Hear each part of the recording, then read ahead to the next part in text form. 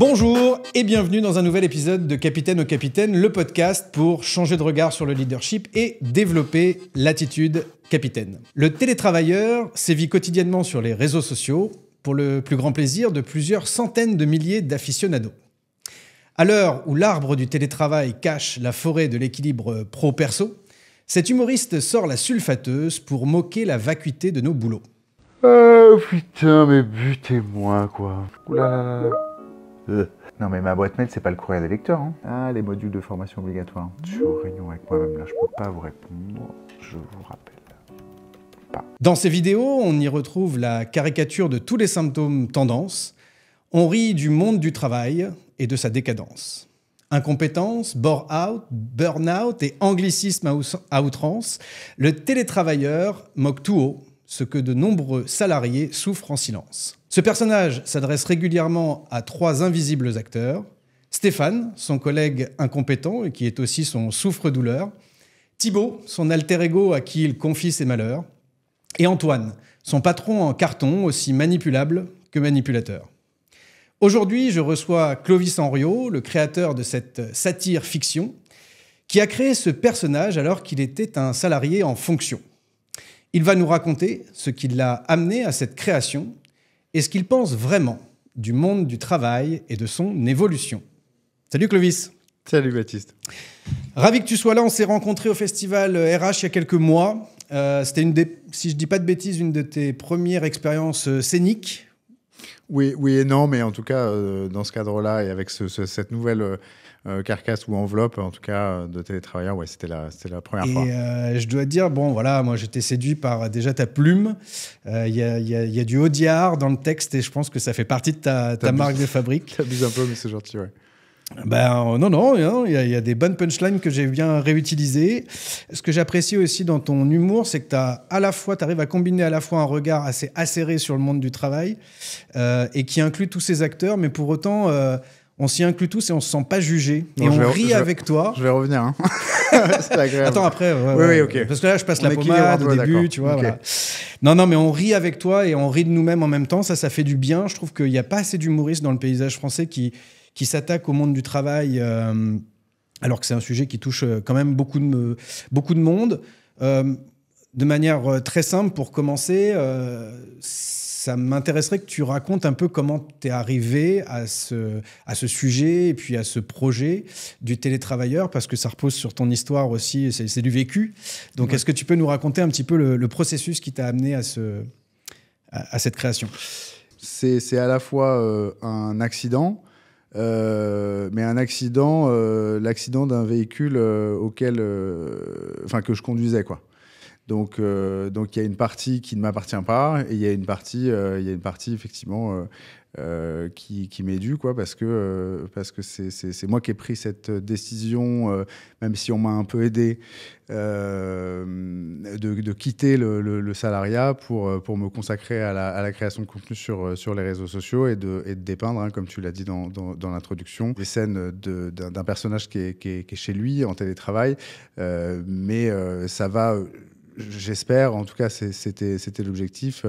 Ça sort du cadre du télétravail. C'est juste une manière moderne, contemporaine de mettre en scène un travailleur qui est en partie, quand c'est possible, chez lui ou dans un lieu tiers donc de travail à distance. Il est plus simplement dans les bureaux, il est un peu partout.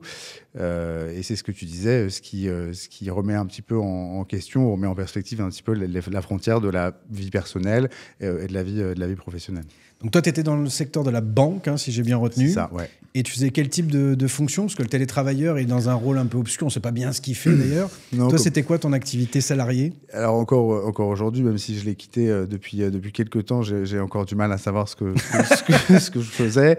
C'était genre responsable projet, je crois. J'étais responsable projet. Un truc un peu passe-partout. Voilà, responsable projet, chef de projet, PMO. Avant, j'étais chargé d'études, j'ai été chargé d'analyse, chargé d'études risques. Bon, voilà, c'est un métier que j'ai exercé pendant longtemps, 10 ans, sans savoir vraiment, en fait, ce que je faisais concrètement. Donc, du coup, la lecture, c'est que même a posteriori, C'était pas un choix conscient, cette carrière? T'étais là un peu par hasard, toi? Oui, en fait, alors c'était un choix conscient de travailler dans le secteur bancaire. Parce que c'est un monde qui me fascinait, l'économie, la finance. Je me disais, il y avait une partie de moi qui me disait que c'était quand même intéressant. Une partie du monde et du système et des organisations repose sur l'économie et sur la finance. Et c'est vrai que c'était un univers très fantasmé, en tout cas moi qui était très impressionnant de l'extérieur, jusqu'au jour où je l'ai intégré. Alors, j'ai pas eu la carrière d'un trader ou d'un banquier banquier d'affaires. C'est ces métiers un peu paillettes quand on pense à la finance. Moi, j'avais vraiment le métier pas passion et pas passionnant d'une fonction support. Donc moi, je me disais, bon, fonction support, après tout, c'est pas trop mal. Pour qu'une maison tienne, il faut un support, il faut des fondations, il faut un mur. Donc je me disais que j'étais d'une certaine manière le mur de la maison ou de l'immeuble. Pas du tout. Je me le prenais tous les matins en allant au bureau, le mur, mais je soutenais absolument rien, même si dans le discours qu'on pouvait avoir sur mon métier, on me disait qu'on était des fonctions essentielles. Et c'est vrai que quand on m'a dit pendant le Covid, il faut revenir sur site parce que vous êtes des fonctions essentielles, là, ça a vrillé dans ma tête et je me suis dit, bon, ok, peut-être que la blague a assez duré. En tout cas, c'est pas mon humour, quoi.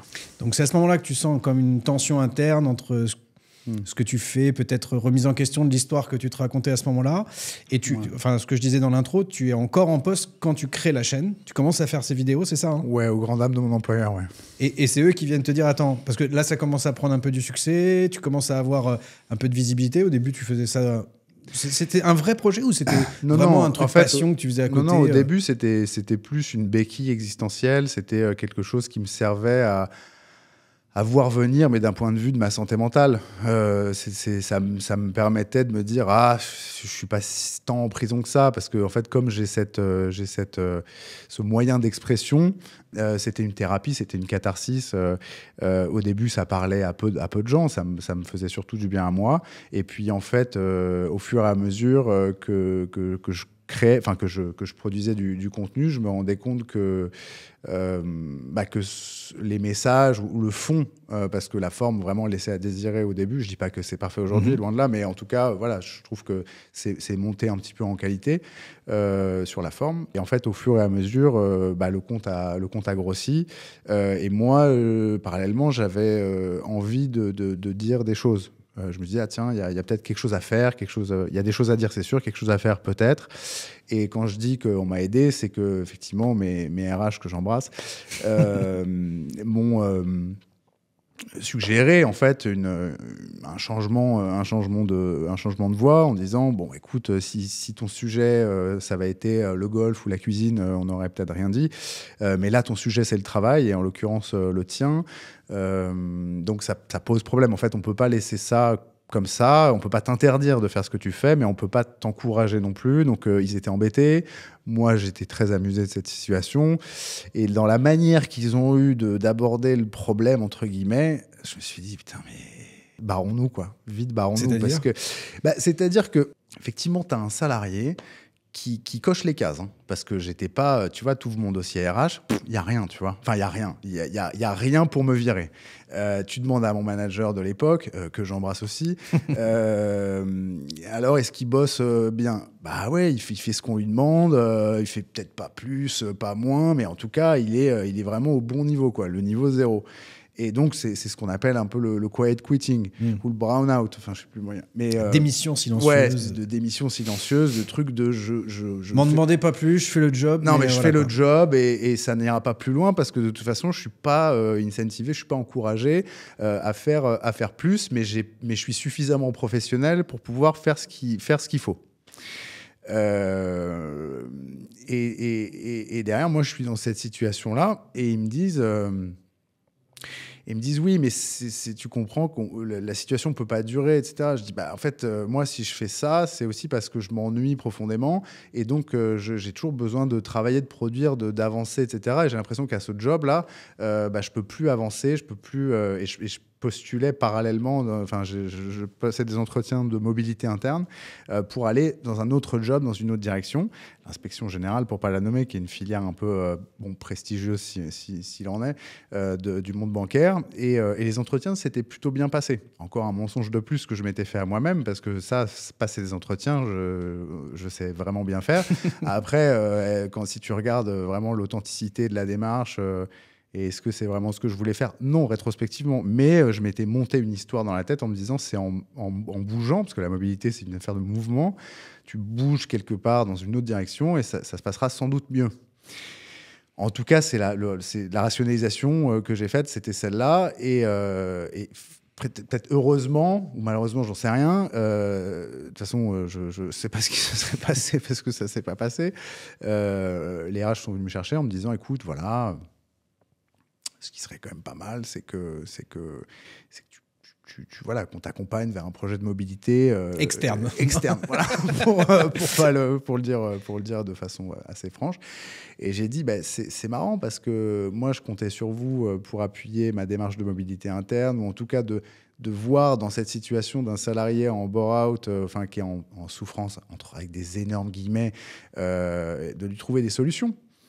Et la seule solution, c'est Maison Magique. Nous, on ne peut plus rien faire pour toi parce que le mal est fait, entre guillemets. Tu as fait tes vidéos et même si tu supprimes ton compte, bref, on sait que tu n'es pas bien, tu ne te sens pas à ta place, etc. Donc, ils m'ont fait un peu culpabiliser en me disant le problème, il vient de toi. Et je prends ma part de responsabilité. Hein. Je ne suis pas là à dire la méchante organisation, la méchante entreprise. Pas du tout. Mais je trouve que c'est assez symptomatique. Ils auraient pu mieux réagir. Ils auraient pu mieux réagir, mais surtout, en fait, avant que je fasse des vidéos, il y avait des signes. J'ai parlé à mon manager, j'ai parlé à des collègues autour de moi, etc. Et on se demandait, puisque j'étais pas le seul dans cette situation, à s'ennuyer, à mourir, à meubler le temps, à faire du présentéisme et à essayer d'être diligent dans la présence et ma déclaration de présence et d'activité plutôt qu'à faire ce que je faisais vraiment. Si on avait trouvé une solution ensemble avant, je pense que les vidéos n'auraient pas existé. Donc, il te propose une rupture conventionnelle, si j'ai bien retenu. Alors, effectivement, on trouve un terrain d'entente autour d'une rupture conventionnelle.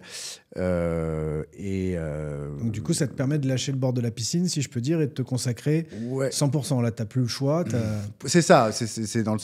Ils m'ont aidé. Les bateaux sont brûlés, comme on dit. Ouais, y a plus de... Ils m'ont aidé. Ils ont été bien. Je disais, j'embrasse mes RH, en particulier Rachel, qui se reconnaîtra si elle écoute cet épisode. Qui m'a aidé. Certes, elle défendait les intérêts de l'entreprise, c'est son rôle, elle était responsable RH, mais elle m'a aidé parce qu'on a eu une discussion, je trouve, sincère. En fait, elle a, je ne sais pas si elle a compris qui elle avait en face d'elle, mais en tout cas, j'ai l'impression d'avoir été accompagné, certes vers l'extérieur, mais en fait, elle m'a aidé à prendre mon courage à deux mains. En fait. Donc, je pourrais être dans un reproche de oui, l'organisation aurait dû m'accompagner vers de la mobilité interne et me replacer dans un truc. Mais en fait, parfois, l'organisation, elle n'a pas la place pour toi parce que ta place est ailleurs. Et ce truc de moi, pendant 10 ans, j'ai toujours cru que ma place, elle était dans l'organisation.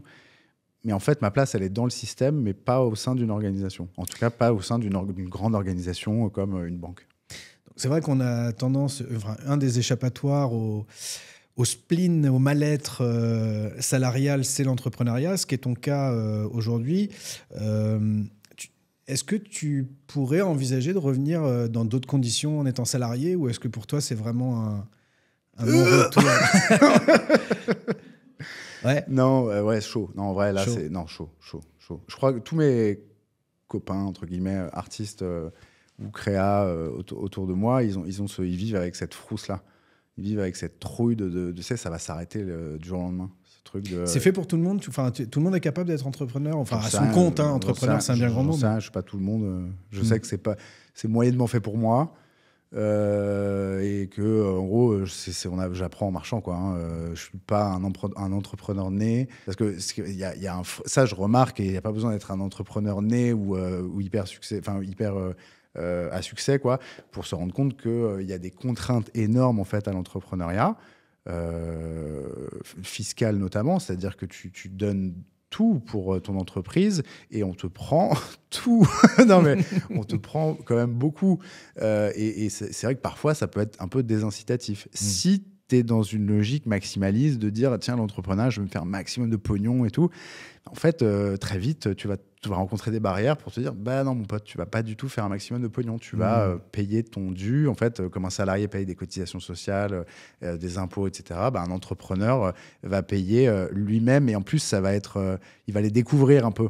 Donc, quand tu es salarié, tu es habitué. Au bout de 10 ans, tu sais quels impôts tu payes. J'ai l'impression que quand tu es entrepreneur, tous les jours, tu découvres un nouvel impôt, une nouvelle taxe. Ah bon, je dois payer ça. Ben oui, mais là, vous êtes en retard de ça.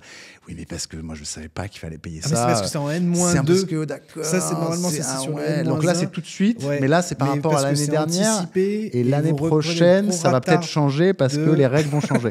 Donc voilà, donc voilà, ça nécessite quand même une certaine agilité, je trouve, l'entrepreneuriat. Il y a des gens qui ont besoin, non pas forcément matériellement parlant, mais intellectuellement parlant, d'un revenu stable, linéaire. Tu vois, ce qui n'est pas le cas quand tu crées de l'entrepreneuriat, surtout au début. Ouais. Donc, c'est un vrai élastique par rapport à la notion de sécurité intérieure que tu peux avoir. Voilà, la capacité à se réinventer aussi, parce que tu n'es pas maître de tout. Donc, la liberté a un prix, quoi, c'est ça que je veux dire. Ouais, la liberté a un prix. Après, est-ce que c'est vraiment... Enfin, tu vois, moi, je pense à... J'avais ce truc-là quand j'étais salarié. Quand j'étais salarié, je me disais, au moins, je suis au chaud. Tu vois, j'ai le CDI. Je peux pas me faire virer à part pour faute grave, mais bon, aller à la faute grave, il faut quand même y aller. J'avais pas ce souci-là, j'avais pas cette problématique-là effectivement, j'étais serein, mais j'étais serein sur une portion très congrue en fait de la vie. En fait, avoir une source de revenus stable, quand tu vois la complexité sur laquelle repose la santé mentale. En fait, alors certes, c'est quand même une grosse partie, hein, le fait de savoir que tu peux voir venir avec un CDI, avec un salaire fixe, etc. Oui, c'est rassérénant. Mais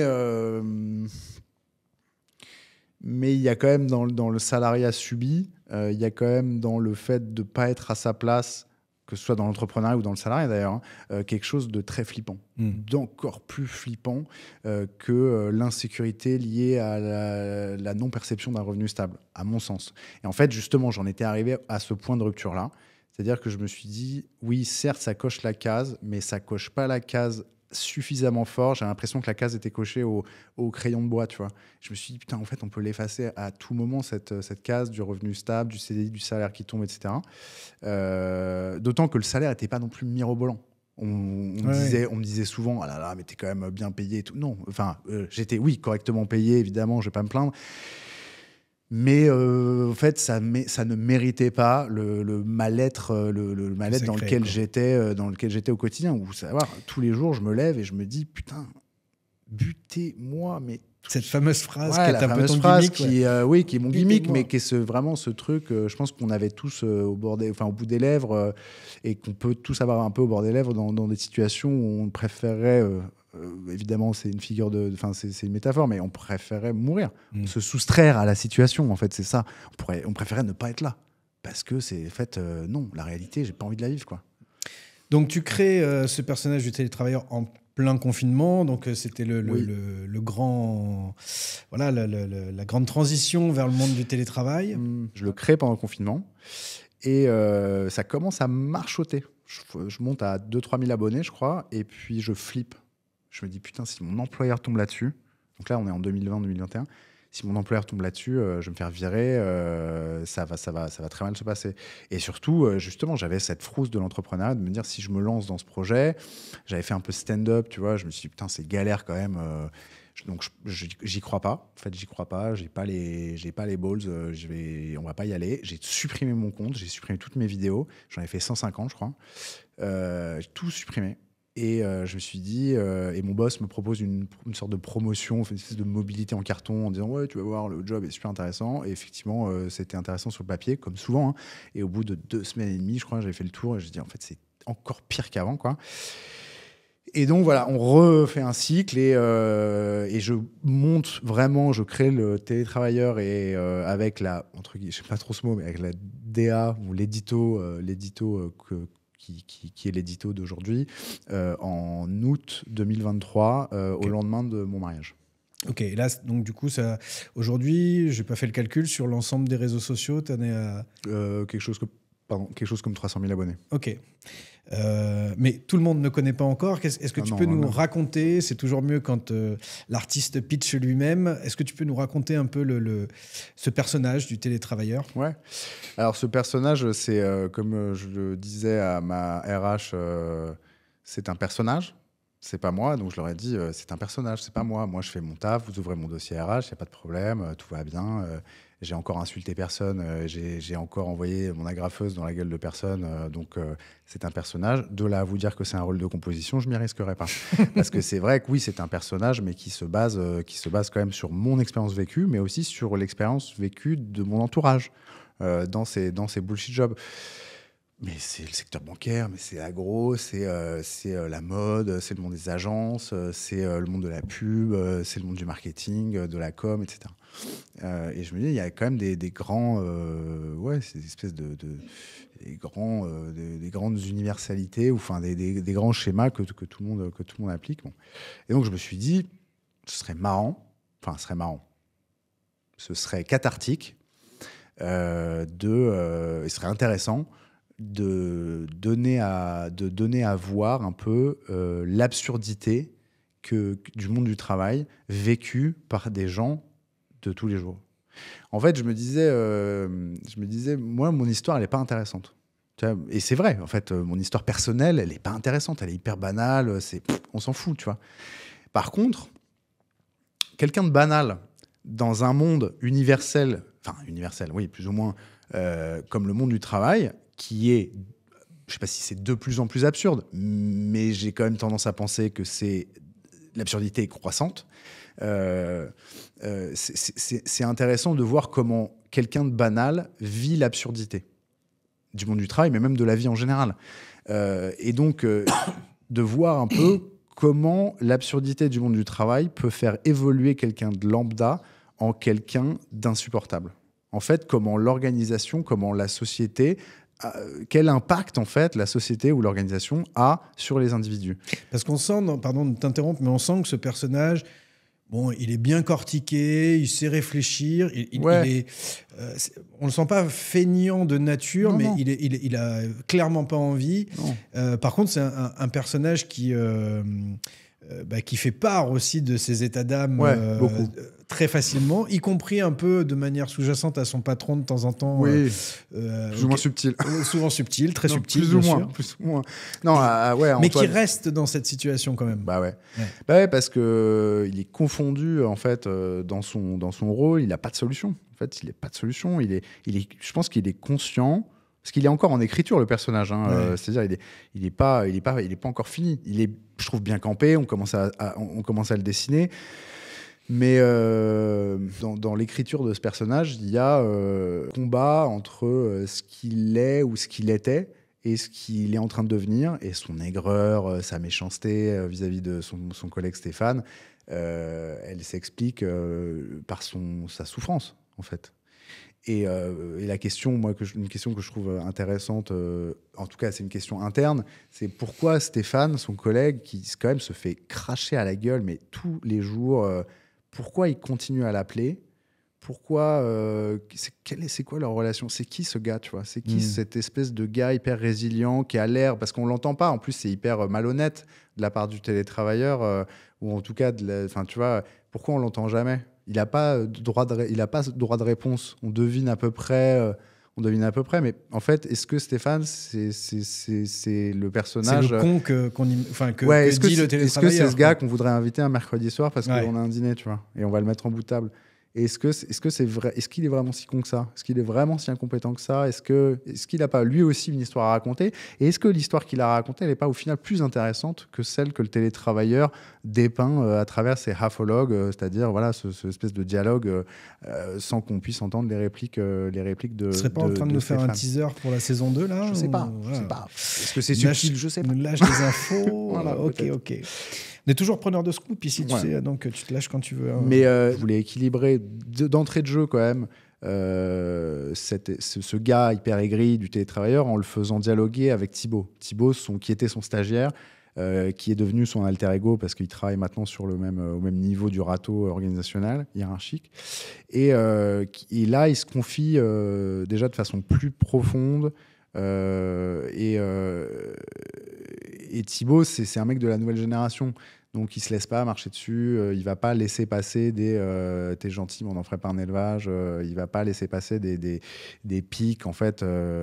Déjà, parce qu'il ne lui a pas donné matière, même si, bon, c'est vrai qu'en tant que stagiaire, c'est le télétravailleur qui a aidé à faire recruter, oui. Mais parce que Thibaut, il ne savait pas quoi faire. Il cherchait un taf et lui, il voulait un taf parce que c'était pas trop loin de chez lui, quoi. Et il a dit écoute, je sais pas. Viens, soyons malheureux. Non, mais viens si tu veux, quoi. Il y a un job, on peut te trouver un poste. Hein. Si on m'a trouvé un poste à moi ou à Stéphane, on va pouvoir t'en trouver un, c'est sûr. On te le fait sur mesure. Et donc il y a dans cette relation, quelque chose aussi d'intéressant et quelque chose à développer. Et je trouve la relation la moins intéressante dans l'histoire du télétravailleur et de ses collègues, c'est celle avec Antoine. Qui d'ailleurs est en minorité dans les vidéos parce que c'est peut-être trop caricatural, tu sais, ce manager un peu à l'ancienne, le manager toxique, machin. Ça te va ce que j'ai dit dans l'intro? Il est aussi manipulable que manipulateur? Oui, ça me va, mais en fait je vais te dire, Antoine, c'est le personnage que j'ai le moins bossé, tu vois, auquel j'ai le moins réfléchi, parce que c'est un gars. Je sais pas bien qui c'est quoi son histoire, tu vois, est-ce qu'il aime, quel type de fleurs il aime, quel âge il a, c'est quoi sa formation. Je me suis pas trop, alors que c'est con, hein, je devrais peut-être densifier un petit peu ce personnage, ce qui rendrait le truc plus intéressant. Mais bref, ce qui est cool avec la création de contenu, l'entrepreneuriat, c'est que je pense que c'est jamais arrivé. Ouais. Et justement, le fait de dire tiens, là, je suis tombé dans cet écueil-là, tiens, là, il y a un manque à gagner ou il manque un truc. En fait, c'est ça qui est cool versus dans le salariat. En tout cas, dans mon expérience, on me donnait pas envie. Pourtant, mon manager, il était plutôt bon, tu vois, dans le sens, il essayait de me pousser un peu dans mes retranchements en me disant tiens, essayez d'aller toujours plus loin, machin. Flemme de ouf. C'est ce que je te disais un peu quand on déjeunait ensemble, c'est que, et la phrase n'est pas de moi, elle est d'un invité précédent de Stéphane Dieuttre, c'est à l'individu de créer son sens et c'est à l'organisation de le laisser s'exprimer. Ouais. Mais à partir du moment où le télétravailleur, finalement, lui, c'est même pas ce qu'il veut pour lui-même, c'est difficile pour l'organisation de lui fournir, parce que j'aimais bien la phrase de Stéphane Dieuttre, c'était l'organisation est responsable d'incarner réellement sa raison d'être et l'individu est responsable pour sa raison d'en être. Et je trouve qu'aujourd'hui, dans le télétravailleur, c'est ce qu'on reconnaît, c'est un peu la critique qu'on peut se faire, que le salarié peut se faire, c'est de se dire pourquoi je suis là, quoi. Tu vois, et pourquoi je reste aussi, tu vois, malgré ce mal-être. Et je trouve que c'est ce qui est un peu émouvant, ce qui vient nous toucher, parce que c'est un grand déprimé, en fait, le télétravailleur, mais qui reste dans cette situation. Il est un peu dans sa prison dorée, quoi, en fait. Il y a de ça, et puis je pense qu'il est tiraillé, pour l'avoir bossé un peu plus, et puis étant plus proche de moi, le télétravailleur, ma femme me dit tu dis que c'est un personnage, en fait, c'est toi. Je dis t'es dur quand même. Mais, ça s'appelle un feedback. Mais non, mais il est tiraillé, et surtout, il est optimiste. Le truc, c'est le problème du télétravailleur, c'est qu'il est optimiste, il y croit encore. Il y a encore une partie de lui où il croit en l'organisation. Il croit encore que l'organisation est la réponse. Il a conscience qu'il fait partie du problème. Mais il croit que l'organisation l'entreprise, avec un grand E qui est tout et rien, peut proposer des solutions. Et moi, dans mes réflexions de salarié, quand j'étais en poche, je me disais, une voie d'amélioration, c'est l'intrapreneuriat. J'aimais bien ce truc-là. Ouais. Tu es salarié, tu es porteur de projet au sein de ton entreprise, pour le compte de l'entreprise, mais en fait, tu as un espèce de side hustle, un projet annexe, mais au sein de l'entreprise. Du coup, tu diversifies un petit peu tes sources d'ennui, j'allais dire, mais pour la formule. Mais non, en fait, justement, si tu te fais un peu chier dans ton travail, ça du part de ton quotidien, initiative mais ça part de ton personnelle, initiative, et du coup, tu es un peu, tu vois, je sais pas, je trouve que c'est valorisant. En fait, j'aimais l'idée. J'aimais l'idée. Parce que souvent, l'organisation en soi, elle n'est pas le problème. On ne va pas critiquer la banque. Tu vois, la banque, c'est un acteur du financement de l'économie. C'est un acteur essentiel. Bref, le problème n'est pas la banque. Ou le problème n'est pas, je ne vais pas dire de nom d'entreprise, mais ce fournisseur d'électricité ou d'énergie ou ce fournisseur ce créateur de mode ou de marque de prêt-à-porter ou j'en sais rien. C'est jamais ça le problème. En fait, toutes ces entreprises, toutes ces organisations, etc., elles répondent à un besoin, elles répondent à des envies de consommation, des besoins de consommation, etc. Et après, derrière, il y a une culture d'entreprise qui se crée. Et de cette culture d'entreprise, en fait, il y a des espèces d'axes de management qui se créent aussi. Et ensuite, il y a le quotidien et la réalité des relations interpersonnelles entre collègues, dans le cadre de la conduite d'un projet, dans le cadre de la gestion de la production, enfin peu importe en fait, mais c'est autour d'activités, il y a des humains, ces humains sont organisés et ils échangent entre eux. Et le problème, il est là, il n'est pas là, il n'est pas dans le noyau de l'activité. L'activité, elle est indiscutable. Voilà, il faut une pomme et de la tarte et de la pâte pour faire une tarte aux pommes. Ouais, ok, le sujet n'est pas là. Le sujet, il est plus dans oui, mais toi, tu m'as dit de couper des pommes. Ouais, mais toi, tu voulais les peler. Mais plus toi, un problème de communication et la pâte. Mais toi, tu voulais le mettre à 180 degrés alors que c'est 220. Et en fait, c'est dans la méthode. Et c'est pour ça qu'il y a beaucoup de gens, et moi le premier, qui critiquaient beaucoup les process. Mais en fait, il faut composer. Enfin, si tu as un problème avec le process, fais évoluer le process. Et les problèmes, je trouve, ça c'est dans ma tête que ça se passe, mais tu sais, dans les startups, dans les entreprises qui se créent, il n'y a pas trop de process. Parce que justement, et donc on s'en prend les uns, on se fout sur la gueule. Mais quand dans les grandes organisations, tu as des process avec des humains, tu vois, en fonction de la culture de chacun et des réflexes de chacun et de l'ancienneté, souvent les anciens, ils disent mais le problème c'est le process. Et les nouveaux, ils disent ouais, le problème c'est Michel. Alors que et la vérité, elle est entre les deux, parce que Michel, au final, il est responsable du process et c'est lui qui l'a pas fait évoluer à temps parce que il en a marre, Michel, de son job et lui, sa carrière, elle est derrière lui et maintenant il est au chaud, tranquille, machin. C'est une question d'équilibre. Question de ouais. Moi, dans mon truc, j'ai pas la réponse. J'ai vraiment pas de réponse. On peut se poser autour d'une table, brainstormer, et puis je pourrais avoir des idées, mais j'ai pas de réponse. Tu vois, le télétravailleur, il apporte pas de réponse. Et c'est d'ailleurs parfois ce qu'on reproche un petit peu à mon compte et à mon contenu, c'est c'est du contenu, c'est du contenu pessimiste pour un public de flemmards. Ouais, c'est le premier étage de la fusée d'un message que je suis en train de construire et puis d'un projet que je suis en train de faire avancer, évoluer. C'était ma prochaine question.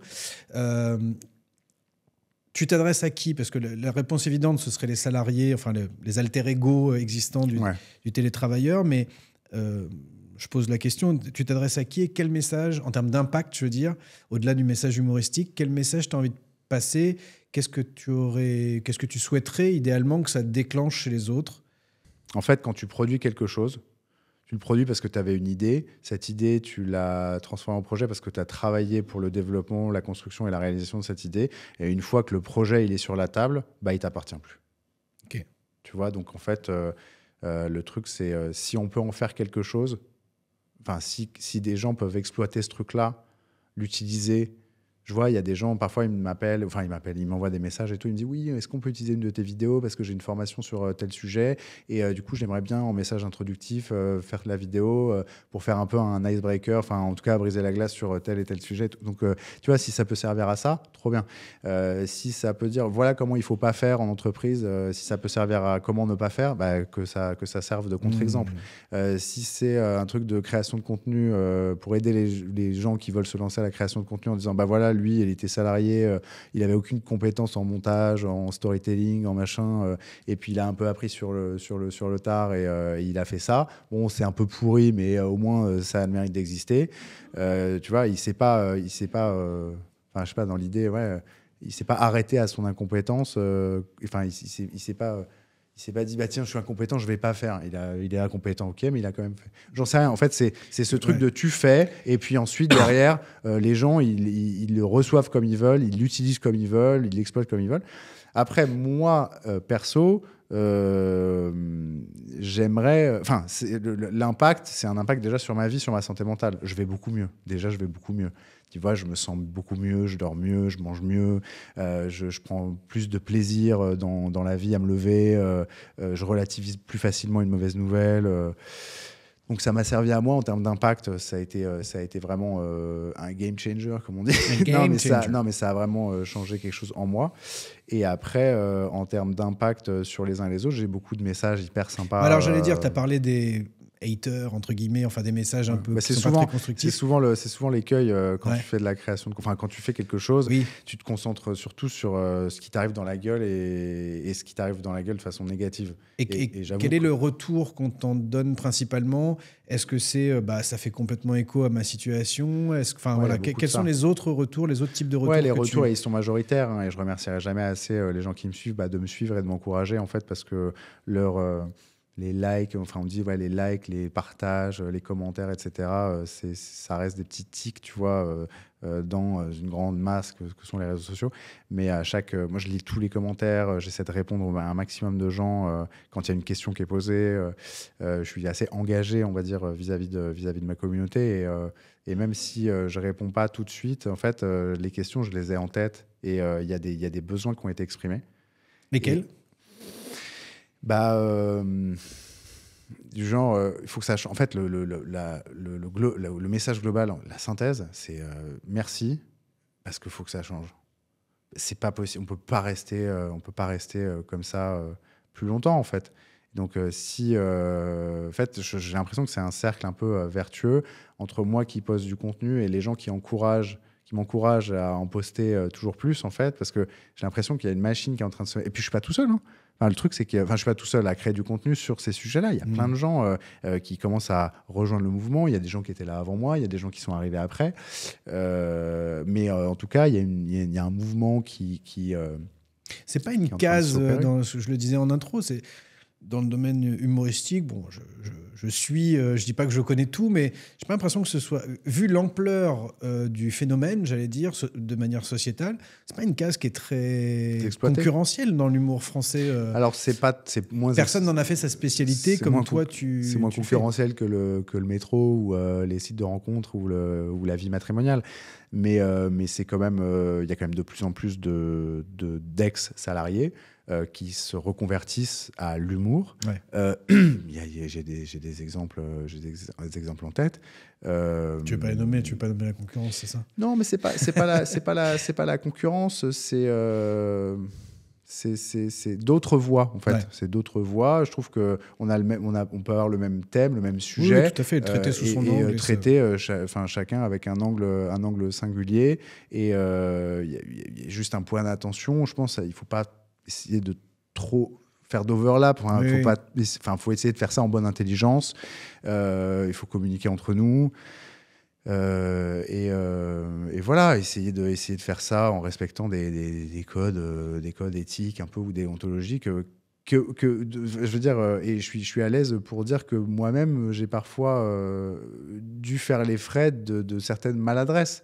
Quels sont les messages justement qui te reviennent ou les besoins, les thématiques où on t'a dit tiens, est-ce que moi je ressens ça, vous ne l'avez pas encore exprimé dans vos vidéos Qu'est-ce qu'on t'a suggéré ? Ouais, c'est des choses. Et après, il y avait beaucoup de sujets que j'avais déjà en tête, mais il y a d'autres sujets qui m'ont été entre guillemets soufflés. Mais en vrai de vrai, il n'y a pas grand-chose qui m'a été soufflé. Après, il y a des situations très spécifiques liées à des parcours de vie, à des expériences vécues, etc., qui m'ont été rapportées par mail, par message, etc.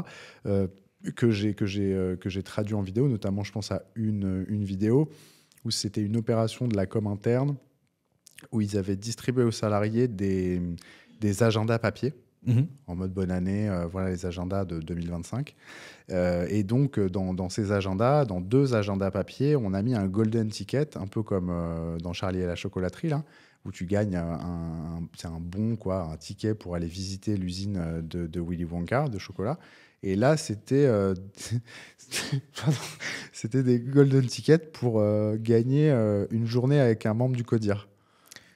L'enfer sur Terre, total. Bref, et cette situation-là, donc elle m'avait été soufflée. J'en ai fait une vidéo qui n'avait pas trop mal marché en plus. Donc voilà, mis à part ça, où bon là j'ai plus forcément les éléments en tête, mais bon, le truc sur je sais pas, les cycles de réunions infinies, tu vois, sur la comitologie, sur la réunionite. Là j'ai fait une vidéo qui a eu un certain retentissement sur les formations obligatoires, les e-learning là que tu passes en fois 1000 en bouffant des chocs à pic et en essayant et en te taillant les veines à la lime à ongles. C'est 3 exemples parmi vraiment beaucoup d'autres. Ensuite, je sais pas, il peut y avoir gérer, tu vois, la gestion de projet, le mauvais cadrage d'un projet, puis tu te retrouves à la fin du sprint 4, au moment où tu livres, et on te dit, mais oui, mais en fait, il y avait un problème de cadrage. On est au sprint 4, on a eu 2 ans pour s'en rendre compte. Tu crois pas qu'on aurait pu en parler avant de ce truc-là? Mais oui, mais bon, c'est vrai que. Donc voilà, il y a en fait, c'est des trucs, c'est des situations un peu absurdes ou des trucs qu'on continue de faire, qui nous font tous chier universellement. Typiquement, les formations gestes et postures. Formation gestes et postures en 4 heures avec 12 modules. Et à la fin de chaque module, il y a un quiz pour valider le droit d'aller au module d'après. Ça dure 7 heures. Tu es là derrière ton ordi, tu es là en mode ça va pas, ça ne va pas. Il y a plein de choses, je trouve, en entreprise, ça va pas. Ouais, qui sont du non-sens. C'est-à-dire qu'il y a d'un côté, moi je pense qu'il y a, pareil, c'est ma petite analyse, tu me dis ce que tu en penses par résonance, mais d'un côté, il y a des facteurs tels que tu viens de l'exprimer qui n'ont pas de sens. Ouais. Notamment, ce que j'entends moi beaucoup de mon côté, c'est des décisions qui sont prises à un niveau hiérarchique, stratégique, qui sont peut-être valables sur un fichier Excel ou dans la théorie. Et quand la personne qui doit, au bout de la chaîne, appliquer cette décision, elle n'a pas de sens sur le terrain. Ça, c'est quelque chose que c'est même pas qu'ils ne sont pas d'accord, mais c'est que c'est même pas possible. Il y a une accélération aussi de l'information, du rythme, le fait que on soit dans des métiers très intellectuels, etc. Enfin, pour moi, il y a plusieurs facteurs qui mènent à cette perte de sens, de ressenti en tout cas du travail. Et de l'autre côté, on en parlait aussi un peu en off, mais il y a de nouvelles revendications aussi, tu vois, sur l'aspect travail et une véritable remise à jour de la quête de sens, comme on dit aujourd'hui, où il faut que le travail dise quelque chose de moi, il faut qu'il s'adapte à qui je suis. Donc, dans le personnage du télétravailleur aussi, c'est un peu un enfant gâté, on peut le dire aussi. En tout cas, on peut le percevoir comme ça aussi. Tu partages ou Oui et non. Oui, c'est un enfant gâté parce que clairement, c'est un mec qui n'a pas assez souffert, quoi. Mais de vrais problèmes, parce que ce gars n'a pas de vrais problèmes, il faut quand même le dire. Mais tu vois, ça, c'était un truc que je vivais en tant que salarié. C'est-à-dire que moi, je ressentais un mal-être, une certaine forme de souffrance. Et je me disais dans mon fort intérieur que j'avais pas le droit de l'exprimer parce que c'était pas de la vraie souffrance. Ouais. Tu vois, si tu la relativises, c'est bon, quoi. T'es au chaud dans ta cage dorée là. Prends sur toi, ça va bien se passer. Et oui, ok, tu vas te faire chier toute ta vie jusqu'à la retraite.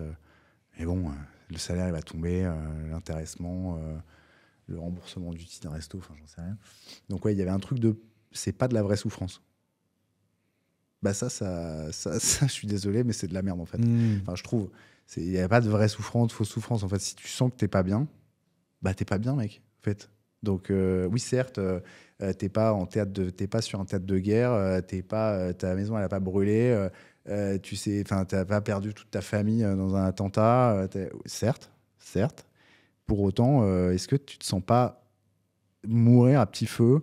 Et tu vois pas ta vie s'éloigner devant tes yeux et t'as pas l'impression d'être à côté de tes pompes, à côté de ta vie, t'as l'impression de passer à côté. Est-ce que oui, c'est pas de la vraie souffrance par rapport à des atrocités du monde moderne, etc. Certes, oui, 100%. Pour autant, est-ce que t'es heureux? Est-ce qu'on peut pas... C'est horrible ce que je vais dire, mais est-ce qu'il y a un monde dans lequel on peut être heureux à Gaza? Je sais pas, je pense que c'est chaud, c'est vraiment très difficile, mais Est-ce que c'est possible? La question est posée. Je dis pas que c'est oui, il faut être sur un théâtre de guerre pour être heureux. Mais est-ce que finalement, quand autour de toi, il y a rien qui va, il y a rien qui va, il y a pas l'eau courante, tu sais pas où est-ce que tu vas bouffer, tu as perdu toute ta famille, etc. Est-ce que finalement là, le petit rayon de soleil il se met là et alors ça dure une fraction de seconde et tout, mais est-ce que c'est pas un moment de bonheur? Est-ce que c'est pas un moment de joie? Parce qu'il y a un truc le bonheur, il faut que ce soit tout le temps en flux tendu, etc. On est habitué à cette logique-là. Non, il faut savoir profiter de chaque phase de bonheur, chaque moment de joie, etc. C'est un état d'esprit, le bonheur, quoi. Je vais pas me risquer à une définition du bonheur, mais en tout cas, il y avait ce truc, moi, dans ma vie de salarié, c'est pas de la vraie souffrance, donc tais-toi, souffre en silence, quoi. Et du coup, si le télétravailleur était ton meilleur ami, qu'est-ce que tu lui conseillerais maintenant? Si c'était mon meilleur ami, déjà, je l'écouterais. Un peu comme ce que ma communauté fait, il l'écoute. Stéphane l'écoute beaucoup, parce qu'on l'entend pas beaucoup parler. Il parle un peu, hein, sans doute, on imagine, mais il l'écoute. Et je lui dirais je lui poserais la question. Comme ma pote Céline, que j'embrasse très fort, m'a dit après une énième conversation sur à quel point je me fais chier dans mon boulot et je suis pas heureux, quoi. Elle me dit qu'est-ce qui te procure de la joie? Fais le silence là, 2 secondes, pose-toi. C'est quoi qu'est-ce qui te drive un peu? Qu'est-ce qui te procure de la joie? Et tu fais le tour 2 secondes, tu te dis, tout de suite, tu te dis, rien, non, je suis une merde, non. Et puis tu te poses 2 secondes, tu respires et tu te dis, ah ouais, tiens, il y avait ci, il y avait ça, il y avait ci. Et donc, c'est cette question-là, qu'est-ce qui te procure de la joie? C'est une sorte d'introspection. C'est pose-toi les bonnes questions. C'est important ce que tu dis là, en nommant ta pote Céline, parce que c'est un vrai déclencheur. L'environnement, il est là pour ça aussi. Ouais. Moi, en tout cas, à titre perso, évidemment, c'est injuste pour aussi mes autres amis, mes autres proches. Non, mais il y a des moments où on est plus à l'écoute, mais c'est vrai c'est vrai qu'à ce moment-là de ma vie où j'étais vraiment, je trouve, au plus bas, elle a vraiment eu la bonne attitude, je trouve. C'est-à-dire, elle a mis le bon ton, un ton quand même vachement dur, mais en même temps hyper bienveillant et aimant, au bon moment. Et surtout, c'était pas juste blabla. Elle m'inscrit dans un comedy club en me disant, parce qu'on n'avait pas répondu à la question, mais je lui dis, en fait, ce qui me procure de la joie, je faisais du théâtre quand j'étais plus jeune, j'adore être sur scène, j'adore le théâtre, j'adore être un peu en représentation sur la base d'un texte, d'un grand auteur, etc. C'était super, on avait joué Ionesco, Guitry, Labiche, Fédo, on a fait un peu de vaudeville, et j'adorais, franchement, je kiffais. En plus, on était une troupe et tout, c'était vraiment super. Et donc, elle ne m'a pas inscrit à un cours de théâtre, mais elle m'a inscrit 5 minutes à un open mic dans un comedy club. Et c'était dans 10 jours. Donc, elle m'a mis un peu... elle a dit, OK, toi, ce qui te procure de la joie, c'est être sur scène. OK. Elle n'a rien dit. Hein. 2-3 jours après... Elle me dit, voilà, tu fais quoi dans 10 jours, vendredi, machin, à 17h? Je dis, je sais pas, je me fais chier au bureau, normalement, je crois. Et tu vas profiter de tout le temps que tu perds au bureau pour réfléchir à 5 minutes. Tu as 5 minutes sur scène, tu vas monter sur scène. Et alors, comment ça s'est passé? Ça s'est plutôt bien passé. Ils étaient 3, donc si tu veux, il y avait 3 personnes dans le public, dont ma pote Céline et un autre pote, parce qu'il fallait ramener 2 personnes. Puis je sais pas, il devait y avoir 2-3 autres personnes, donc on était 4. Enfin, ils étaient 4 dans le public. Et je pense la fraîcheur du moment, ce truc j'avais rien à foutre là, tu vois, je suis pas humoriste. J'avais pas grand chose à dire. Je crois que je commence. C'était un texte que tu avais écrit. Je crois que je commence le set en disant. Vous sentez pas quelque chose là? Je viens de péter là.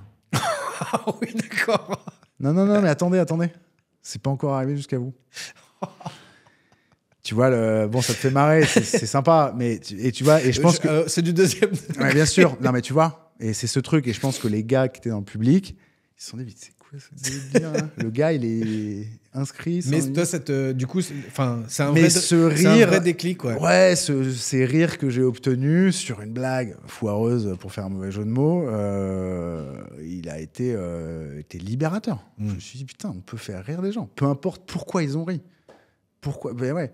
Mais ils ont ri. Donc, il y a eu un truc de tiens, j'ai réfléchi à une blague, je suis allé sur scène, ça n'a pas marché comme je voulais exactement. Enfin, moi, je trouvais ça drôle, mais justement, au final, bref, j'avais un peu réfléchi, je me suis dit, peu importe, j'étais sûr d'obtenir un rire, soit un rire de gêne, soit le mec, il n'avait pas crié au génie, tu vois. Ah non, putain, il n'y avait jamais pensé. J'avais pensé là, tire mon doigt, là, une espèce de évolution Pokémon de tire mon doigt. Non, donc je savais que c'était nul comme blague, mais je voulais un rire garanti parce que c'était important. Je voulais pas me rater. Je voulais absolument pas me rater. Je voulais pas parce que je savais que c'était un moment important. Parce que je savais que j'avais besoin d'un rire de validation. Et derrière, je suis remonté sur scène. J'ai structuré un peu plus de choses. Mais bon, je me rappellerai toujours de cette phrase d'un producteur que je nommerai pas, qui m'a été très utile. On a échangé rapidement. Il m'a dit, donc je faisais du stand-up un peu pendant 2-3 ans, et c'était sympa parce que j'avais découvert des gens hyper sympas, etc. Il y avait une émulation, il y avait une petite ambiance classe verte, quoi. Il y avait une petite ambiance colonie de vacances. On se retrouvait de plateau en plateau.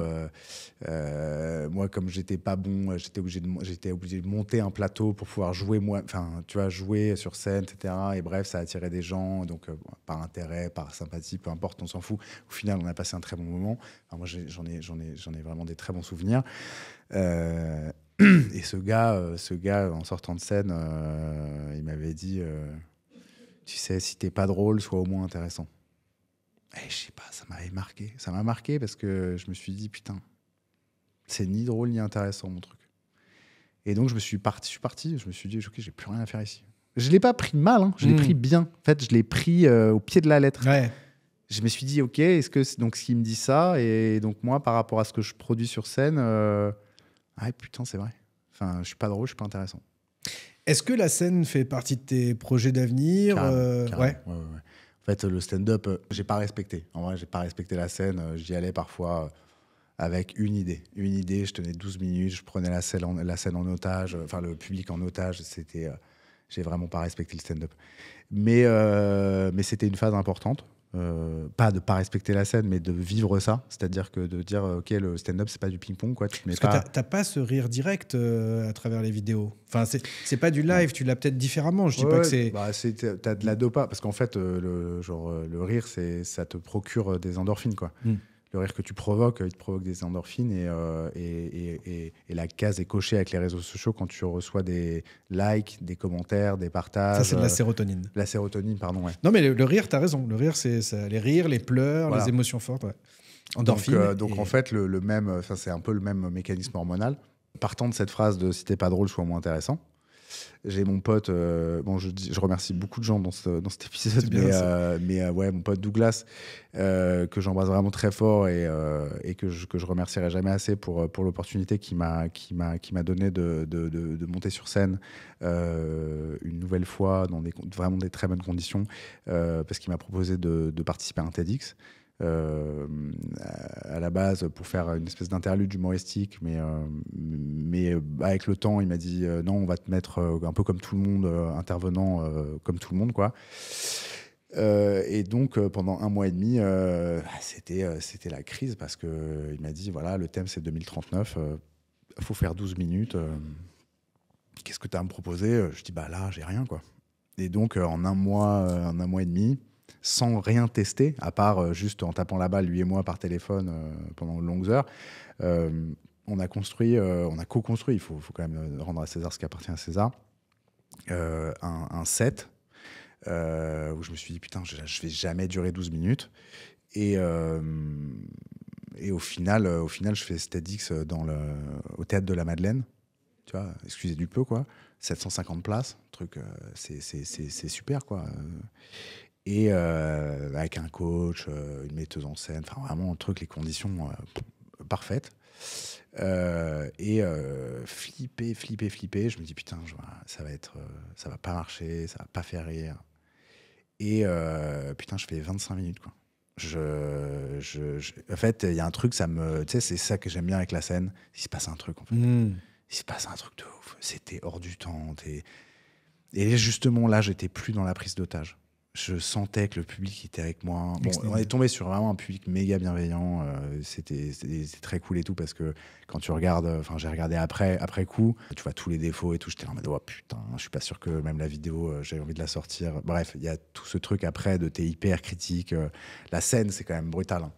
Parce que les vidéos, c'est de la triche, hein. Tu montes, tu montes, tu coupes, tu refais 2-3 prises. Là, c'est du live.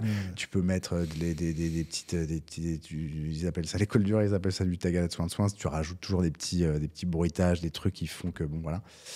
La scène, c'est d'une brutalité. Et ce serait dans le personnage du télétravailleur, ou ça pourrait être autre chose? Ouais, je pense qu'il faut être cohérent. Ouais. Faut être cohérent. Tu peux pas proposer un truc complètement. Ouais, et sans révéler plus que ce que tu en as envie, mais en tout cas, il risque d'y avoir aussi une autre dynamique. Il va évoluer, ce personnage du télétravailleur. Carrément. Ouais, c'est vrai qu'on en parlait un peu en off, et je suis assez à l'aise pour en parler, mais parce que je pense que, ouais, à un moment, enfin, j'avais un pote qui me disait, ouais, putain, tes vidéos et tout, ça marche et tout, mais comment t'as fait pour que ça fonctionne? Je dis, bah. J'ai posté une vidéo. Il me dit, comment tu vas faire pour que ça fonctionne? Parce que ça ne fonctionnait pas encore tout à fait bien, quoi. J'avais 25 000 abonnés, ce qui était déjà correct, mais c'était le début, quoi. Il me dit, comment tu vas faire? Je lui dis, je vais poster du contenu tous les jours jusqu'à ce que les gens en aient marre. Et je pense que les gens en ont marre. Tu vois? Non, mais je pense que les gens en ont marre. Parce quelque part, c'est l'attention du personnage aussi. Ouais. Il faut que le personnage, il arrive comme te disait ta pote Céline, t'en as pas marre de répéter. Ouais, il en est là, quoi. On sent que dans la psychologie du personnage. Exactement. T'as bien. Donc, ok. Ouais. Non, tu peux pas dire ce qui va se passer. Non, je vais pas dire ce qui va se passer, mais ce que je peux dire de façon très honnête et tout, c'est que quand je dis que je lis tous les commentaires, il y a des gens qui m'encouragent, qui me disent ouais, c'est cool et tout, machin. Mais il y a peu de gens, une minorité, mais c'est des gens que je remercie aussi. On appelle ça des haters facilement, mais c'est des gens qui sont pas d'accord avec toi. Des gens qui sont pas d'accord. Ouais, le paquet cadeau est pas très beau, mais il y a un message à l'intérieur quand même. Un message derrière. C'est comme le gars qui me dit si t'es pas drôle, sois au moins intéressant. Je peux le prendre hyper méchamment en mode oh putain il m'a fait mal à mon petit cœur, machin. Ouais, tu peux aussi prendre la chose de façon dépassionnée et dire ouais, c'est pas qu'est-ce qu'il a voulu dire lui, mais qu'est-ce que ça veut dire. Tu prends la phrase, qu'est-ce que ça vient faire résonner chez moi. Qu'est-ce que ça vient faire résonner chez moi. Il y a plein de moments où les gens qui m'ont dit des trucs, ça m'a fait chier sur le moment, etc. Et je me suis dit, ouais, ces gens-là, c'est des méchants. Bah, en fait, ils ont autre chose à faire, les gens, que d'être méchants avec toi. S'ils te disent un truc, bah, c'est que ça vient de quelque part chez eux. Ça, toi, ce que tu as fait, ce que tu as dit, etc., ça leur a provoqué un truc, etc. Il y a un truc qu'on dit, c'est si on t'appelle cheval une fois, n'y prends pas garde. Si on t'appelle cheval 2 fois, pose-toi des questions. Si on t'appelle cheval 3 fois, cours t'acheter une selle. Ouais, voilà. Le même message revient, tu vois, il y a peut-être un truc à prendre. Donc là, le message, il est revenu à 2-3 fois. Que ça tournait un peu en rond, quoi. Ouais, carrément. Et c'est un truc, genre, je le sais. Tu vois, je le sais, et c'est hyper dur d'être créatif et d'avoir toujours des nouvelles idées, surtout quand tu as un truc qui fonctionne. En fait, quand ça fonctionne pas, tu peux découvrir, enfin, tu vois, tu peux expérimenter plein de trucs. Mais quand tu as un truc qui fonctionne, tu te dis, il y a déjà une partie de flemme où tu te dis, bah ça fonctionne, je vais pas tirer le fil, plus la tête, je vais tirer le fil. Mais il y a quand même une partie qui est pas moi, c'est pas perfectionniste, mais une partie où j'ai envie d'avancer avec ça, j'ai envie d'évoluer avec ce projet-là, et c'est vrai qu'en l'état, il est pas viable. Alors c'est pour quand ce rebond, ce twist? En fait, le twist, il sera présent. Alors l'épisode il sort en avril, donc je pense que le twist aura déjà eu lieu, parce que le shift va arriver, courant. On est combien là? On est le 20. Non, pas du tout. On est le 14 janvier. 14 janvier. Moi, parce qu'il faut encore que j'écrive un peu, parce que justement, dans le faire évoluer, il faut faire évoluer avec un horizon, tu vois. Faut savoir où est-ce que le bateau va aller. Tu peux pas faire évoluer. Et donc là, l'idée, c'est justement, il faut encore que je fixe un peu quelques éléments. Mais bon, je trouve dans les grandes largeurs, enfin dans les grands axes, je crois que je les ai. Après, c'est l'ajout de certains personnages, ça, je peux le dire. L'ajout de réel, c'est-à-dire ou de la même manière où tu t'exprimes. Ok.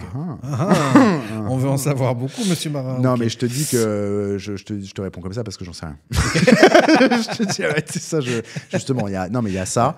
Il y a ça. Je sais pas. Justement, je sais pas si on reste dans le hafologue ou si on fait évoluer un peu le format. Je pense que le format est bien. Moi, je n'ai plus aucune certitude depuis à peu près 2014. J'ai que des doutes constructifs et c'est ça qui me fait avancer. C'est certitude, ça te fige. Le doute, ça fait flipper, mais au moins, tu avances. On parlait de process tout à l'heure. Est-ce que tu as un processus créatif pour créer régulièrement du contenu ? On a parlé des retours de l'audience, mais ma question, elle est un peu double. C'est comment tu continues à t'inspirer ? Est-ce que tu as un système en place ? Est-ce que, voilà, comment tu t'y prends ? Alors, ma question, elle m'intéresse parce que moi, je crée moi-même du contenu en toute modestie et pas dans la même dimension, mais ça va au-delà. C'est comment on entraîne la créativité, parce que ça, je pense que ça peut nous être utile à tous. On a tous besoin d'être créatifs sans être forcément des artistes et des créateurs de contenu, mais voilà. Quel est ton processus créatif ? Alors, ça commence, c'est toujours c'est toujours un peu la même chose. Je me lève à 4h du matin et je me fais une petite séance de microdosing de LSD. Ensuite, je continue avec un ice bath à 0 degré. Ensuite, un petit smoothie, effectivement, à la piste d'âne. Non, bien sûr que non. Bien sûr que non. Mais déjà, je dors 8 heures par jour. Enfin, 8 heures je dors 8 heures. J'essaie de dormir 8 heures. Ça, c'est un truc, vraiment, si je dors pas suffisamment, je suis pas la même personne. Je pense tout le monde, hein, mais j'essaie de dormir. Et comment ça marche avec un petit bambin de 6 mois ? C'est plus compliqué, mais j'ai la chance, et je pourrais jamais la remercier assez pour tout le soutien et tout l'amour qu'elle me donne, mais bien sûr à ma femme. Sans elle, ce serait pas possible. T'as un petit côté Michel Drucker quand même, hein ? Tu remercies tout le monde. Peut-être. Merci. Mais en même temps, on est le produit. Enfin, moi, je suis le produit des gens qui m'entourent, et si j'en suis modestement où j'en suis, c'est juste grâce à eux. C'est parce que c'est grâce à leur soutien, c'est grâce à l'aide qu'ils m'apportent au quotidien. Et ma femme, c'est la personne la plus importante de ma vie. C'est la personne sur qui je peux m'appuyer, qui me soutient, que je soutiens. Il y a une espèce d'entente, il y a une grande intelligence en fait dans notre relation, parce qu'on est chacun à notre place. Parfois, évidemment, il y a des frottements, parfois ça marche pas, parfois on doit remettre les choses à plat, etc. Mais voilà, sans elle, ça serait pas possible. Et au-delà de ce qu'elle t'apporte dans ta vie de tous les jours, est-ce qu'elle fait partie du processus créatif aussi, ou est-ce que tu mets une barrière ? Oui et non. C'est vrai que je lui demande toujours si elle a vu ma dernière vidéo, ce qu'elle en a pensé, et elle a toujours l'intelligence de cœur de me dire que c'est super. Non, mais après, elle a aussi la justesse dans le propos. Non, mais mon processus créatif, pour répondre à ta question de façon très directe, c'est le taf. C'est pas la motivation, c'est pas le truc c'est la discipline d'écriture. Je veux dire, tu pars pas au vert 3 jours pour noter. T'as pas nécessairement un système qui est en place. Il y en a qui appellent ça leur second cerveau. Ils notent toutes leurs idées. Ils ont 500 pages d'idées. Non, mais après, si, bien sûr, j'ai des notes dans tous les sens. Dès que j'ai une idée, je la note. J'ai des carnets, en veux-tu en voilà. Enfin, en l'occurrence, j'ai un carnet digital, numérique, quoi, où je mets toutes mes idées. Mais en fait, j'entretiens toujours le muscle, et je travaille Déjà, je m'impose la discipline de pondre une vidéo par jour. J'essaye, du lundi au vendredi, à part tu stacks, gros impératifs. Ça, j'arrive pas encore. Non. Il y a un moment, j'y arrivais. Il y a un moment, j'avais de l'avance, j'avais 2-3 jours d'avance. Et puis d'un coup, la flemme. Ah ouais, t'es vraiment à flux tendu, c'est-à-dire que tu crées le jour même. Demain, je sais pas quelle est la vidéo. Sérieux ? Ah ouais. Mais c'est quand même pas mal. Je trouve que c'est pas mal comme technique au début pour s'imposer une sorte de discipline. C'est que tu te donnes pas le choix. Moi, j'ai vraiment un truc avec je suis vraiment très bon au pied du mur, quoi. Très, très bon au pied du mur. Okay. Mais je pense que c'est pas viable en termes d'équilibre. Ouais. Parce que du coup, je deviens vachement stressé. Enfin, tu vois, je me mets à ta place là. Non, je stresse beaucoup. Je stresse beaucoup. Du coup, tu vois, ma femme, si elle vient, elle me dit oui, là, il faut faire 6. C'est pas le moment, tu vois. Alors qu'en vrai, faut se calmer. Tu parles pas comme ça aux gens, quoi. Ouais. Donc voilà, il y a des écueils. Il y a des écueils, évidemment. Enfin, il y a des défauts dans cette organisation et j'aimerais bien changer d'orga. Mais en vrai, j'abusais sur la morning routine avec le microdosing. Alors, je suis pas un fervent supporter du microdosing de LSD, même si apparemment ça a l'air. C'est une vraie tendance. Ouais, je crois. Ah ouais? Ouais, c'est un vrai truc. Mais vraiment moi je suis plus dans microdosing. non, mais ouais, non, mais je pense que le côté, j'ai un truc quand même. Enfin, un truc, c'est pas moi, hein, mais c'est ce truc de se mettre dans le dur. Se mettre dans le dur au début de la journée. Ça, tu te lèves, bim, douche froide. Ça, je l'ai fait un peu. Bon, déjà, ça calme. Hein. Au début, je tenais 10 secondes et tout. Je suis arrivé à 1 minute et demie. Comme ça, là, 1 minute et demie à l'eau froide en hiver. Vas-y, n'hésite pas. Mais ouais, il y a ce truc-là, se mettre dans le dur, en fait. Du coup, tu te mets en difficulté et en fait, derrière, tu as une espèce de regain d'énergie et je crois qu'il se passe un truc dans ton organisme où, en fait, quand il a été mis en difficulté, il y a un boost. Il y a un boost de défense immunitaire, de circulation sanguine, de trucs qui fait que, en fait, ça oxygène mieux ton cerveau. Et je pense que, du coup, si tu commences par une douche froide ou un footing ou, je sais pas, 1 heure de planche, 1 heure ou une demi-heure, 10 minutes de planche, en fait, derrière, je pense que ça mobilise les ressources. Ouais, t'es sharp et voilà. Faudrait que j'essaye.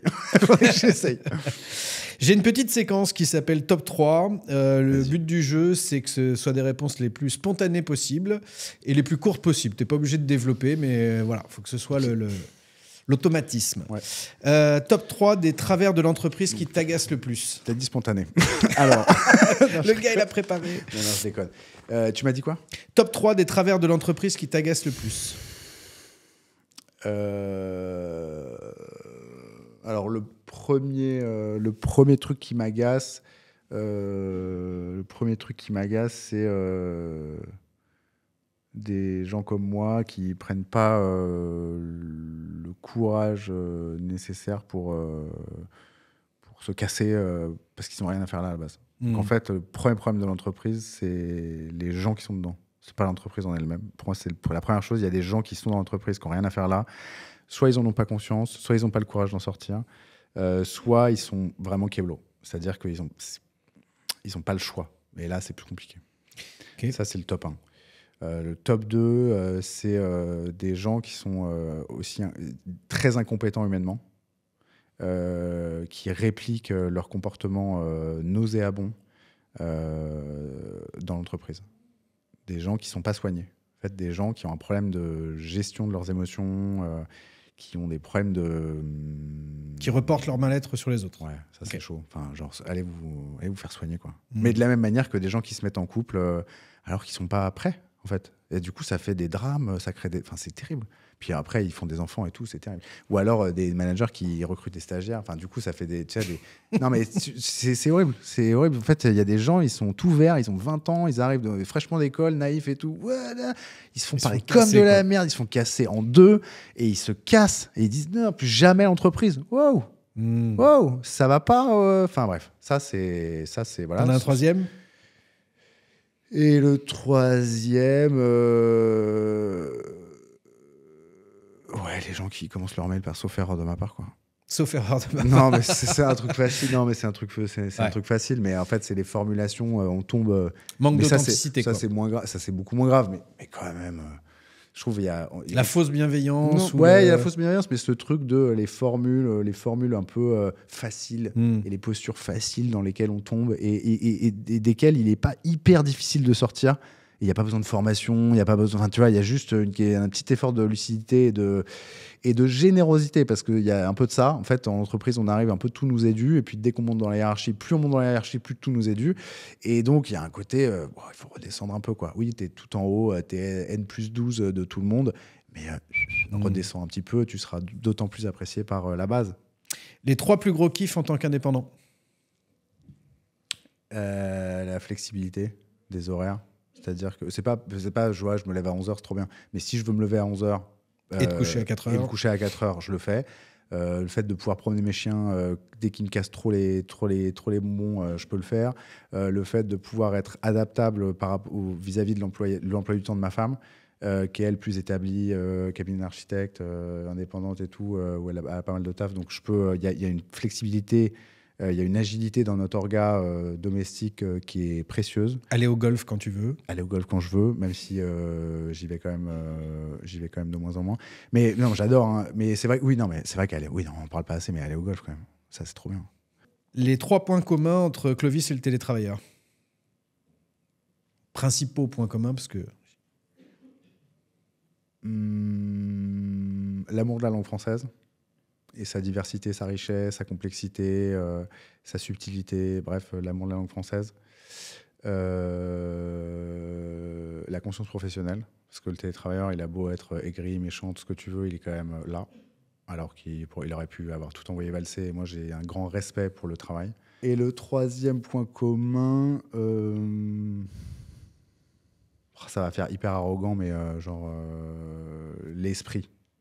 L'esprit, c'est-à-dire utiliser son cerveau, en fait, à faire des trucs, parce que le télétravailleur, il réfléchit. Alors, là, à date, il n'utilise pas son cerveau à bon escient, mis à part pour être méchant vis-à-vis de son collègue Stéphane et être bienveillant vis-à-vis de son alter ego Thibaut.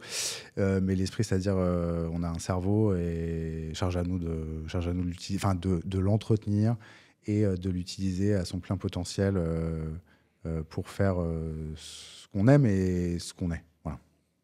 Super. Il me reste 2 questions signature. La première, c'est un partage. J'ai une inspirothèque personnelle où j'emmagasine une sorte de base de données inspirante où je collecte un petit peu ce qui a créé des déclics chez les personnes et notamment chez mes invités. Donc, je pose régulièrement la question aux gens qui m'entourent, quels sont les livres, les podcasts, les films, les musiques, les lieux, qui vous ont construit en tant que personne. C'est pas nécessairement dans une expertise. Voilà, donc c'est ta carte blanche un peu, 3 inspirations que tu auras envie de nous partager parce qu'elles ont eu un certain effet sur toi. En lien avec ce qu'on s'est dit, je pense que le premier, c'est un tableau d'Edvard Munch qui s'appelle Le Cri, qui est pour moi, qui m'a accompagné. Je sais pas si tu vois ce tableau. Il faudra le mettre en insert dans le truc, mais c'est un gars sur un pont à Amsterdam, je crois, ou en Norvège, je sais plus, qui se prend la tête. Et c'est un peu un visage fantomatique, un peu genre une tête de mort. Tu sais pas s'il est sous une cagoule, une capuche, etc. Et il crie. Et c'est une expression. Et ça représente la crise d'angoisse existentielle. Et c'est une des œuvres les plus connues du peintre. Je suis pas très peinture et tout, je fais pas en mode machin, mais je suis pas très peinture, mais putain, ce tableau-là. Ça t'a ému, quoi. Ouais. Wow, ce cri, potentiellement, on l'a tous en soi. Ce visage-là, on l'a tous en soi. Et l'idée, c'est de s'en éloigner le plus possible. Et ce qui est paradoxal, c'est que c'est à la fois un visage très énigmatique, très fantomatique, très morbide, etc. Mais le tableau, il est très joyeux. Parce qu'en fait, autour, c'est très beau, tu vois. C'est très beau, c'est un port, c'est hyper. Donc un décalage entre. Un gros décalage entre. Okay. Voilà, donc ce truc de. T'es enfermé dans ta crise existentielle. Ça, c'est la première chose. La deuxième chose. Attends, je vais quand même reprendre parce que je sais plus. Ouais, t'as le droit. Attends, prends ton anti-sèche. J'avais. Ouais, voilà. Ah oui! Bon, c'était un peu une formule. Mais ce qui m'a inspiré, c'est aussi le mois d'avant. C'est-à-dire, il m'a jamais inspiré rien de bon. Et donc, ce mois d'avant, mine de rien, il m'inspire beaucoup parce que c'est un peu comme le cri d'Edvard Munch, c'est un peu et c'est lié, en fait. C'est cette personne que je veux plus être, c'est cette espèce d'angoissé qui crie à l'intérieur de lui-même et dont le cri, que le cri empêche d'avancer, tu vois.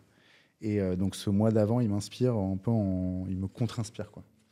Et le troisième chose, c'est un poème de Robert Lamoureux, je ne sais pas si ça te parle, qui s'appelle Éloge de la fatigue. Ce texte est magnifique, ouais. Bah écoute, j'aurais bien aimé l'écrire et je voulais lui faire honneur et lui rendre hommage. C'est un monsieur qui nous a quittés en 2011. Et voilà, pour moi, je dis pas c'est le plus beau texte de la littérature, de la poésie, mais en tout cas, c'est un texte qui est percutant à beaucoup d'endroits, déjà parce qu'il il est très lyrique, il est assez simple. Et il fait état de quelque chose d'assez essentiel, qui est la bonne fatigue, qui est un peu le sens de cette fatigue et de pourquoi on se fatigue en fait. Et qu'est-ce qui vaut qu'on marque en creux sur notre visage la marque et l'épreuve du temps, la marque et l'épreuve de l'effort et du travail. En fait, c'est à juste travail, juste fatigue, et à travail injuste, fatigue injuste. En fait, il y a un truc comme ça. C'est t'as l'air fatigué. Ouais, mais je m'en flatte parce que je travaille pour la bonne fatigue. Il y avait une autre, tu me l'as partagé, tu m'as dit que tu avais hésité, donc tu me l'as partagé à midi. L'art d'aimer, c'est ça ? Ah ouais, oui, ça c'est vrai, mais c'est plus sur un plan un peu plus perso, mais oui, c'est un bouquin qui a changé ma vie, c'est L'art d'aimer d'Eric Fromm. En gros, c'est vraiment il propose une redéfinition, ou en tout cas une définition fonctionnelle de l'amour, qui est très utile, je pense, qui sera très utile à qui veut bien s'en enrichir sur le plan professionnel, enfin sur le plan personnel, affectif et pourquoi pas professionnel, parce que l'idée ça repose sur la connaissance, le respect, la sollicitude et la responsabilité. Je vous en dis pas plus et je vous laisse aller découvrir cet ouvrage qui pour moi majeur et qui a qui a eu un impact vraiment très très fort sur ma vie. Tu me l'as bien vendu et donc je vais rajouter ça à ma to-read list, ma liste de bouquins à lire. J'ai une dernière question, celle-ci aussi, je la donne à mes invités un peu avant parce que ça m'intéresse d'avoir votre meilleure réponse. Donc le temps que tu mûrisses cette question signature, qui est le mot de la fin, qui est donc qu'est-ce que c'est pour toi être capitaine de sa vie ? Je prends le temps aussi de remercier, comme je le fais à chaque fois, l'audience pour votre fidélité, pour être resté jusqu'au bout, pour être aussi chaque mois un peu plus nombreux à nous suivre, même si je ne fais pas beaucoup de communication sur le sujet. Voilà, c'est déjà une marque que les thématiques, les invités correspondent à vos attentes. Et puis, c'est tout le but de cette émission, de ce programme. Donc, si vous avez des suggestions d'invités, des thématiques qui vous gratouillent, que j'ai peut-être pas encore été explorées, moi, ça m'intéresse d'avoir beaucoup de diversité dans cette émission. Donc, faites-le moi savoir. Contactable, comme d'habitude, par le biais de LinkedIn ou sur mon adresse mail baptiste@lescapitaines.com. Et puis je vous invite bien sûr à aller visiter le site www.lescapitaines.com pour découvrir un petit peu tout ce que toutes les interventions dans le cadre de l'entreprise. Ça y est, la question fatidique arrive, donc un grand merci. Je mettrai en description peut-être l'ensemble de tes liens, mais pour redire principalement Instagram, TikTok, Instagram, LinkedIn, TikTok et voilà, c'est tout. Hein. Ok. Ouais.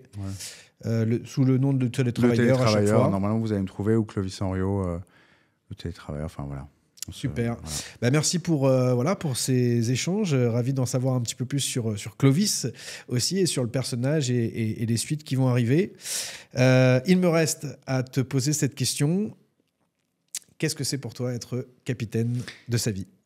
Alors déjà, je voulais te remercier, Baptiste, pour cette invitation et pour ce bon moment qu'on a passé ensemble pendant l'enregistrement de ce podcast, mais aussi pendant le déjeuner qu'on a partagé. Comme quoi, la vie est faite d'heureux accidents et je crois beaucoup à ça. On s'est rencontrés au festival RH il y a quelques mois. On a assez vite sympathisé, on s'est servi de l'enregistrement de cette émission comme d'un prétexte pour se voir. J'espère, au-delà de cette émission, qu'on pourra entretenir ce lien, et ce lien, on en est responsable. Donc moi, en tout cas, de mon côté, ce sera avec plaisir pour voir un peu tous tes projets, parce que tu m'as l'air d'être quand même assez prolifique. Tu as été très sympa à mon endroit et à mon tour d'être sympa et de te rendre hommage.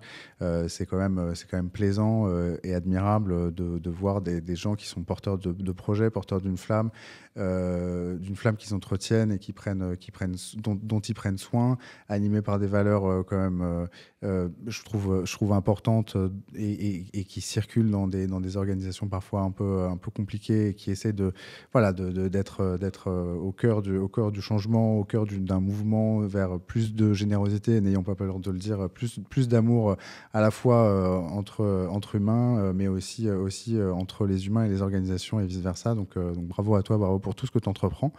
Et pour répondre à ta question sur ce que c'est, à mon sens, d'être capitaine de sa vie, c'est d'être responsable. Un officier dans l'armée ou dans n'importe quelle organisation hiérarchisée, il est responsable. Et la responsabilité, à mon sens, c'est une posture ou c'est une position dans laquelle tu es libre. Tu es libre et tu es généreux. C'est-à-dire qu'en fait, être responsable, c'est, par exemple, dans une relation amoureuse, pour citer un grand philosophe, je t'aime, c'est mon problème, c'est pas le tien. Ça, c'est Booba. Mais c'est ça, en fait, être responsable de ses choix, de ses décisions, des vies dont on se fait responsable quand on est parent, des gens qu'on manage quand on est directeur, manager, responsable, divers et variés. C'est en fait, ouais, on est, voilà, en fait, c'est ça, responsable, libre, et ça nous regarde d'abord nous. C'est ça, en fait, le truc, ça n'implique pas de symétrie, ça n'implique pas tout de suite une symétrie, parce qu'en fait, ouais, être responsable, il faut avoir lu Fromm. Mais c'est ça, d'abord je donne, ensuite on verra ce que t'en fais, et en fonction de ce que t'en fais, on verra ce qu'on construit.